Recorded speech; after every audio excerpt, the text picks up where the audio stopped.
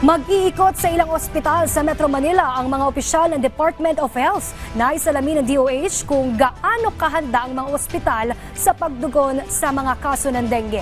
Si Bien Manalo ng PTV sa Balitang Pambansa Live. Bien? Princess, sa huling tala ng Department of Health ay bumaba ang bilang ng mga naitatalang tinatamaan ng dengue nitong mga nakalipas na linggo.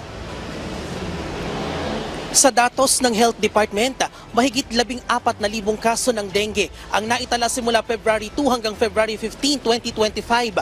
Mas mababa yan ng 10% sa naiulat na dengue cases noong January 1 hanggang February 1. Pinakamaraming naitalang kaso ay mula sa Calabarzon na may higit 12,000 na sinundan ng National Capital Region at Central Luzon. Pinakamarami pa rin sa tinatamaan ng dengue ay pawang mga bata, 14 na taong gulang pababa. Nananatili namang mas mababa ang case fatality rate ngayong taon na nasa 0.35% kumpara sa 0.42% noong nakaraang taon. Bagamat bumaba ang naitalang bagong dengue cases, inaasahan ng kagawaran na posible pang lumobo ang kaso ng dengue sa bansa pagdating ng tag-ulan. Kaya paalala ng DOH, samantalahin ang panahong ito para maglinis at puksain ang mga pinamumugaran ng lamok na may dalang dengue. Samantalang ngayong araw, nagsagawa ng hospital rounds ang Department of Health sa Rizal Medical Center dito sa Pasig City para masiguro ang kahandaan ng ospital sa pagtugon sa dengue.